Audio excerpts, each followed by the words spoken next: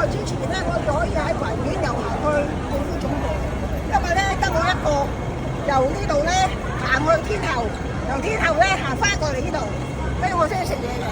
呢個咧就係我今日咧嘅訴求嚟嘅，所以咧好大件事，而家香港咁樣搞，好大件事。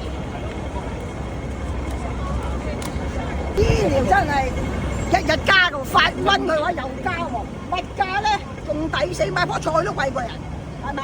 市民日日慘啊，租金啊仲仆街，10月咧又加，你死唔死啊？鋪頭你係啊十室九空，外勞咧就輸入，係嘛？咁啊人工日日減，啱唔啱啊？市民就日日死嘅，而家邊度話嘅死唔死嘅話，得我一個都繼續表達我嘅訴求，死剩我一個都繼續嚟。我覺得咧而家咁樣搞咧，就唯有就係堅持啊，堅持做得幾多得幾多啦，係咪？全部啲人好多人喺呢度，而家全部見到而家咁樣，已經今非昔比啦，係嘛？即係嚟到呢度都好唏噓，係嘛？